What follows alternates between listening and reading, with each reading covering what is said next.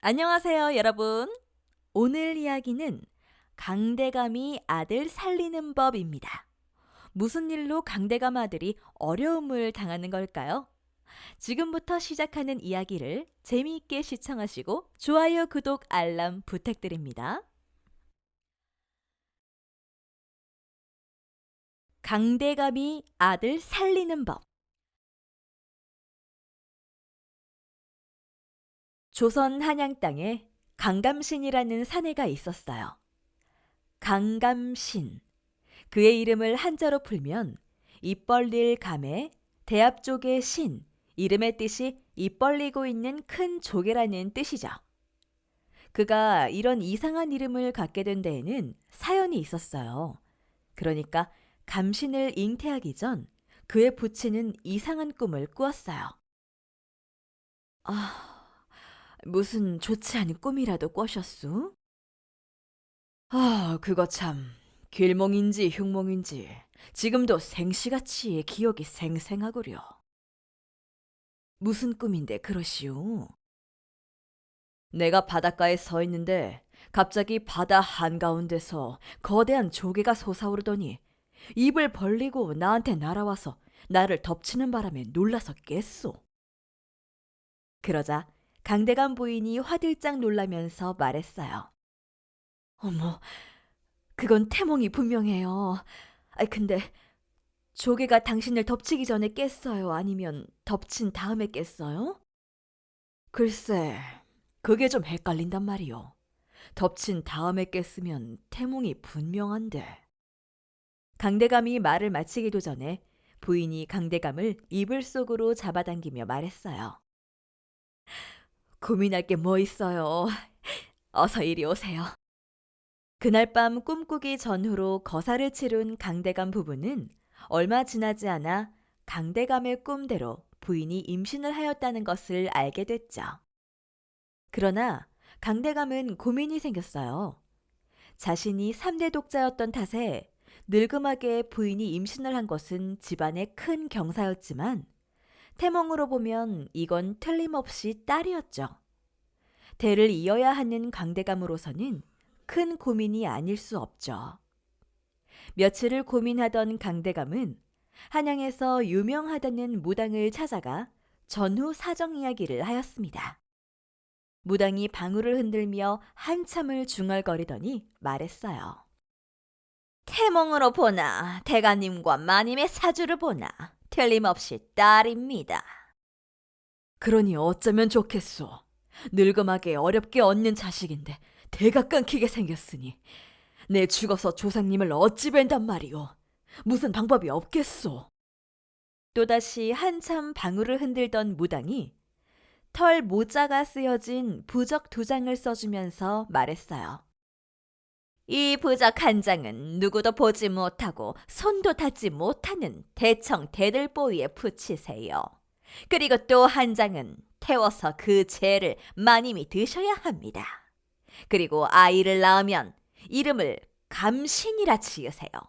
명심할 것은 이 아이는 19세가 되기 전에는 절대 여자의 알몸을 봐서는 안 됩니다. 알겠소. 그것만 지키면 꼭 아들을 낳는 것이오. 그렇습니다. 제가 약조하지요. 하지만 이 아이는 수염이 안 날 것입니다.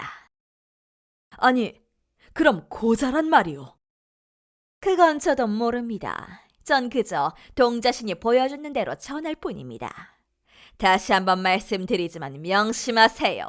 이 아이는 19세가 되기 전에는 절대 여자의 알몸을 봐서는 안 됩니다. 여인의 알몸을 보게 되면 어찌 돼요? 그것까지는 동자신이 안 보여주셨습니다. 강대감은 집으로 돌아와 아무도 없는 한밤중에 대청 대들보에 올라가 누구도 보지 못하는 곳에 부적을 붙였습니다. 그리고 한 장은 태워서 그 재를 부인이 마시게 했죠. 비나이다. 부처님, 신령님, 용왕님께 비나이다. 아들을 낳게 해주시고 태어날 아들이 제발 고자가 아니기를 비나이다. 강대감 부부는 태어나는 아이가 아들이고 그 아들이 제발 고자가 아니기를 빌고 또 빌었습니다. 몇 달 후 무당의 약속대로 튼튼하고 건강한 아들이 태어났어요. 강대감은 아들의 고추와 알을 만져보았죠. 모든 것이 고자가 아닌 정상인 것 같았어요. 아이는 무럭무럭 잘 자랐어요.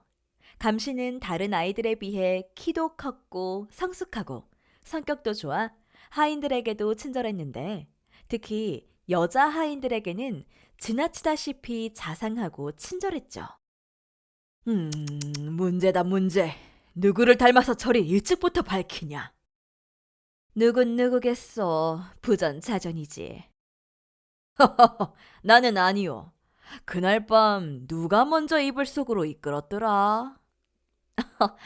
조상의 대를 이어야 한다고 하루도 쉬지 않지 달리던 사람이 누구시더라?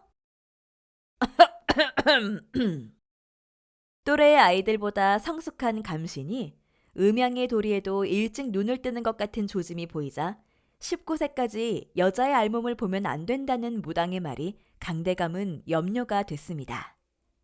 집안에는 여종도 여럿 있어서 감신이 맘만 먹으면 언제든지 여자의 몸을 볼 수가 있어 강대감의 근심은 점점 커져갔죠.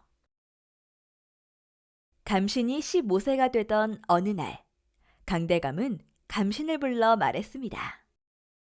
묘향산 보현사에 가면 애비가 오래전부터 교우하던 스님이 있다. 그 스님에게 가서 19세가 될 때까지 공부를 배우고 오너라. 19세가 될 때까지는 절대로 그 스님 곁을 떠나서는 안 된다. 알겠느냐? 아버님, 이곳 한양에도 학문 높은 스승님이 많이 계신데 어인일로 소자에게 그 먼 곳까지 가라고 하십니까?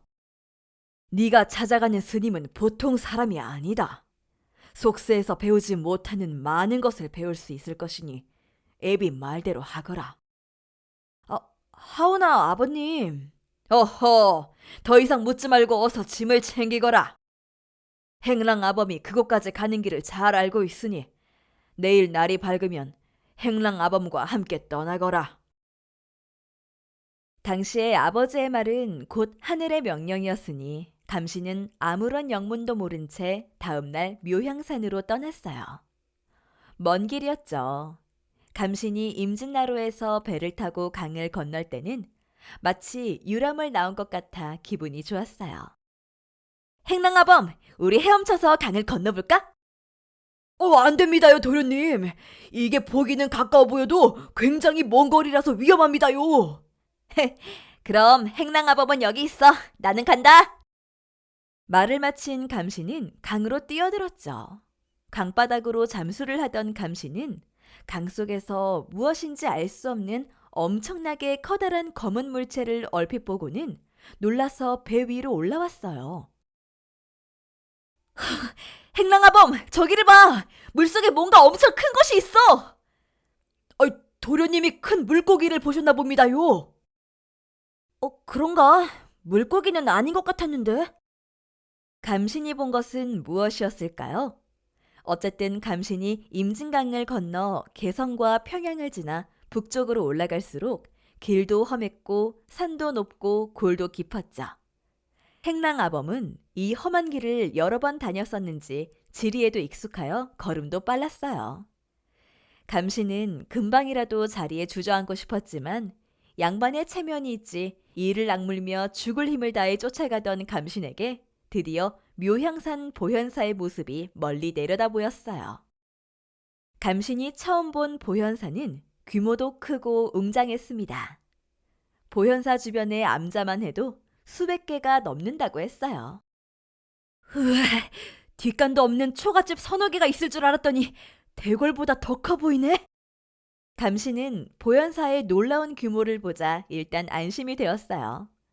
저런 곳에서 몇 년을 지내는 것은 생각보다 어려운 일이 아닐 것 같았죠. 지쳐 녹초가 될 것 같던 감신이 힘을 내서 말했습니다. 행랑아범, 어서 내려가자. 가서 여기부터 해야겠다. 도련님이 갈 곳은 저기가 아닙니다요. 여기서 20리는 더 가야 합니다요. 저기 보이는 저 산입니다요. 이렇게 깊은 산길을 20리나 더 가야 한다는 행랑아범의 말에 감시는 지금까지 억지로 버티던 다리에 힘이 풀려 자리에 털썩 주저앉아 양반의 체면이고 뭐고 따질 상태가 아니었어요. 아, 나는 더 못 간다. 업고 가던 버리고 가던 행랑아범 마음대로 해. 도련님, 이곳은 산속이라 해가 빨리 지고 해가 지면 호랑이들이 득실거립니다요. 어서 가지 않으면 호랑이밥이 되기 십상입니다요. 행랑아범의 말이 끝나기가 무섭게 가까운 곳에서 어흥하는 호랑이 울음소리가 들렸어요. 놀란 감시는 벌떡 일어나 언제 힘이 들었냐는 듯 주랭랑을 쳤죠. 그렇게 정신없이 길도 없는 숲을 헤치듯 도망쳐 행랑아범을 따라 죽을 힘을 다해 아까 행랑아범이 가리켰던 산으로 올라갔어요. 산의 정상에 오르자 행랑아범이 사방을 둘러보고는 울상이 되었어요. 행랑아범, 왜 그래? 뭐가 잘못됐어? 도련님, 이 일을 어쩝니까요? 이 산이 아니고 아까 그 산입니다요. 감시는 기절할 것 같았죠. 이제는 정말 호랑이가 물어간다 해도 꼼짝할 힘이 없었어요. 난 여기서 호랑이밥이 될 테니 행랑아범 혼자 가. 그러자 행랑아범이 웃으며 장난입니다요, 도련님. 다 왔습니다요. 여기 산모퉁이만 돌면 됩니다요. 다 왔다는 행랑아범의 말에 감신이 마지막 젖먹던 힘까지 짜내서 겨우 일어나 산모퉁이를 돌아서니 거대한 절벽이 가로막고 있었습니다. 여기서부터는 도련님 혼자 가셔야 합니다요. 감신이 절벽 아래서 사방을 둘러봤지만 길은 보이지 않았어요. 절벽에 막혀 더 이상 길이 없는데 어디로 가란 말이냐? 이 절벽 꼭대기에 암자가 있습니다요. 그럼 도련님, 다시 뵐 때까지 몸 성의 공부 잘하세요. 소인은 갑니다요. 말을 마친 행랑아범은 감신이 뭐라고 대꾸할 틈도 없이 휑하니 오던 길로 돌아가고 망연자실해진 감신은 절벽 아래에 주저앉았어요. 그리고 이런 말도 안 되는 상황을 만든 아버지를 원망하고 있을 때 앞을 보니 집채만한 호랑이가 어슬렁거리며 다가오고 있었어요. 혼비백산한 감시는 급하게 절벽을 기어오르기 시작했죠. 감시는 도저히 사람이 다닐 수 없을 것 같은 절벽을 정신없이 기어올라 정상에서 녹초가 되어서 큰 대자로 뻗었어요. 이런 곳에 사람이 산다는 것은 상상도 할 수 없었기 때문에. 그러다가 고개를 돌린 감신의 눈에 커다란 바위들 사이로 만들어진 작은 동굴에 거적대기를 입구에 걸쳐놓은 것이 보였어요. 감신은 몸을 피하려 기다시피 해서 거적대기를 들추고 안으로 들어갔죠. 감신은 안으로 기어서 들어가자마자 안도감과 극도의 피로함에 금방 잠이 들었어요. 얼마나 잤을까? 정신없이 골아떨어져 있던 감신은 무엇인가 자신을 건드리는 기척을 느끼고 눈을 떴어요. 감신의 눈에 정말 볼품없게 생긴 노인의 모습이 들어왔어요. 작고 깡마른 체구와 체구에 어울리지 않게 불룩 나온 배, 주름진 얼굴에 몇 가닥 남아있지 않은 수염, 그리고 기이할 정도로 맑은 눈동자를 가진 노인이 볼품없는 짝대기를 지팡이 삼아 서서 자신을 내려다보고 있었어요. 노인이 작대기로 감신을 툭툭 치면서 말했죠. 얘야, 남의 집에서 공짜 잠을 잤으면 일어나 잠값을 해야지. 감신이 잠이 들었던 이곳이 노승이 거처하는 곳이었죠. 이 노인이 아버지가 소개한다던 스님이었고 바위 틈새의 굴속 같은 이곳이 암자였던 것입니다. 이런 곳에서 4년을 지내야 한다니 감신은 기가 막혔어요. 그러나 어쩌랴, 하늘 같은 아버지 명령인 것을. 부시시 일어나는 감신을 보고 노승은 알 수 없는 말을 중얼거리고 있었어요. 아이고, 생긴 거는 멀쩡한데 음양이 꼬였네. 네 여빈이 어쩌겠니? 그게 무슨 말이오? 알고 싶니? 그럼 어서 일어나 밥부터 먹으려구나. 밥이라는 소리에 감신의 눈이 번쩍 띄었어요. 정신없이 호랑이에게 쫓기며 이산저산 오르내리느라 하루 종일 먹은 것이 없었죠. 그렇지 않아도 배가 등가죽에 달라붙기 직전이었거든요. 노승이 내놓은 음식은 딸랑 감자 3알이었죠. 감신이 기가 막혀 소리쳤어요. 아니, 감자 3알이 한 끼 식사란 말이오? 공짜로 얻어먹는 주제에 말도 많네. 이건 한 끼가 아니라 하루 먹거리란다. 하루에 감자 3개가 다란 말이오? 아니다. 가끔 굶기도 한단다. 그러면서 노승이 감자 2개를 가져갔어요. 내 건 2개, 너는 1개. 그나마 감자 3개도 아니고 자신의 몫이 1개가 되자 감신이 화가 나서 돌아앉으며 말했어요. 내가 거지도 아니고 난 됐소. 스님 혼자 다 드시오. 어이쿠, 횡재했네. 감신의 말이 끝나기도 전에 노승이 감자 1알마저 냉큼 가져가면서 중얼거렸죠. 밥 먹기 싫으면 저기 가서 물이나 한 잔 떠오렴. 배고픔은 물론 갈증도심에 정신마저 몽롱해지던 감신이 물이라는 말에 정신을 차리고 노승이 가리키는 곳을 보니 동그란 바위 틈에서 물이 한 방울씩 떨어지고 있었어요. 감신이 정신없이 그곳으로 가서 떨어지는 물로 배를 채울 만큼 받아먹는데 노승의 말이 들려왔어요. 그 물 많이 마시면 큰일 난단다. 노승의 말이 떨어지자마자 감신의 배가 꾸르륵거리더니 배탈이 났는지 뒷간이 급해졌죠.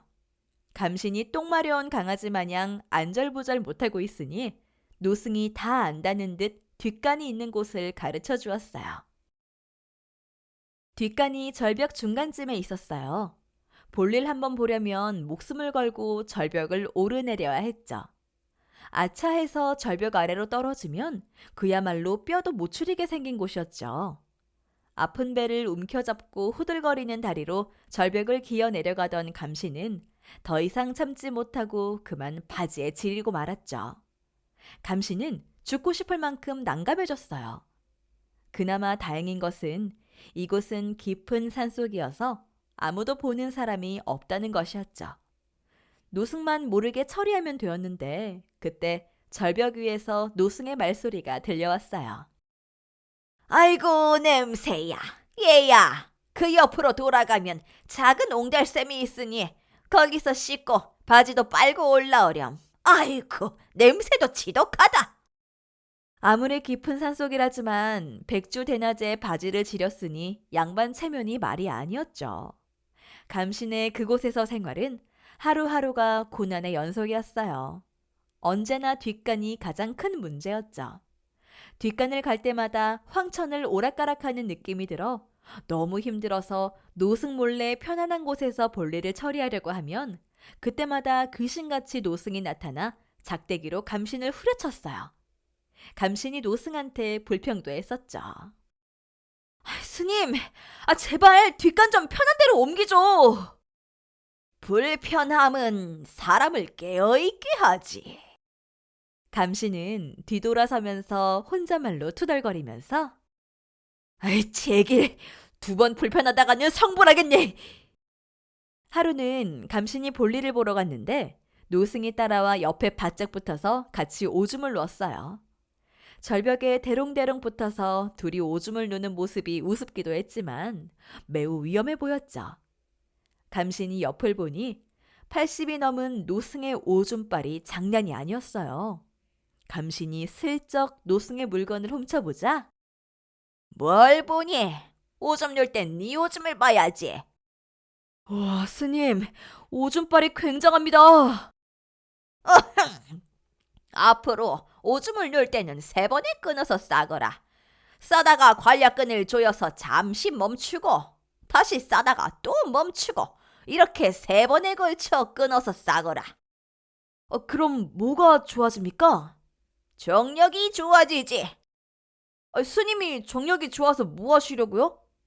좋은 게 좋은 거지. 그렇게 암자에서 별로 하는 일도 없이 몇 달이 흘러갔어요. 꽃피는 봄이 되자 감신은 세상에 나가고 싶어 죽을 지경이었죠. 또한 아버지의 말과는 달리 노승은 감신에게 아무것도 가르치지 않았어요. 그동안 배운 것이라곤 오줌을 3번 걸쳐 끊어서 누는 것이었어요. 하루는 노승이 심드렁하게 누워서 코를 후비며 감신에게 물었죠. 매일 뭘 그리는 거니? 여기 온 지 얼마나 되나 표시하는 겁니다. 표시해서 뭐 하려는 거니? 보면 모르십니까? 4년째 되는 날 뒤도 안 보고 이곳을 떠나려고 날짜를 새기죠. 그걸 그린다고 시간이 빨리 가겠니? 노승의 말이 끝나자마자 기다렸다는 듯이 감신이 노승에게 바짝 다가가 말했어요. 그러니까요, 스님. 지루해서 죽겠어요. 공부를 하든 세상 구경을 하든지 뭐든 하자고요. 세상이야. 보지 않아도 보이는 것이고 공부는 해서 뭐하니? 그럼 스님은 숨을 쉬어서 뭐해요? 숨은 쉬는 것이 아니라 쉬어지는 거란다. 스님, 그러지 마시고 우리 꽃구경이라도 가요. 에? 꽃구경이라는 말에 심드렁하게 누워있던 노승이 벌떡 일어나 앉았으며 꽃구경? 지금이 춘삼월이니? 춘삼월은 벌써 지났고 지금은 6월이라고요. 노승이 6월이라는 소리를 듣자 놀라며 벌떡 일어섰어요. 6월? 왜 그리 놀라시나요? 급히 금강산에 갈 일이 있단다. 감신도 노승을 따라 세상 구경도 할 겸 꽃 구경도 할 겸 금강산 가는 길에 따라 나섰죠. 그러나 노승의 걸음이 얼마나 빠른지 구경은커녕 감신은 노승을 따라가기에도 힘이 들었어요. 아유, 스님 좀 쉬었다가요. 숨이 차서 죽을 것 같아요. 그래? 그럼 저기 안악내리 빨래하는 냇가에 가서 쉬자꾸나. 감신이 앞을 보니 안악 3명이 치마를 걷어올리고 허벅지에 하얀 속살을 드러낸 채 수다를 떨며 빨래를 하고 있었어요. 감신의 눈이 번쩍 띄었어요. 이것이 얼마 만에 보는 사람, 그것도 여인의 모습인가. 잠시 후면 큰 사단이 날 것을 알 리 없는 감신은 시냇가로 다가갔어요. 어머, 여인의 몸을 보면 안 되는 감신은 아버지의 말씀을 잊었나 보네요. 오늘 이야기는 여기까지입니다. 감신에게 무슨 일이 일어날까요? 다음 2부를 기대해 주세요. 오늘도 재미있게 보셨는지요? 재미있게 보셨으면 좋아요, 구독 부탁드립니다. 감사합니다.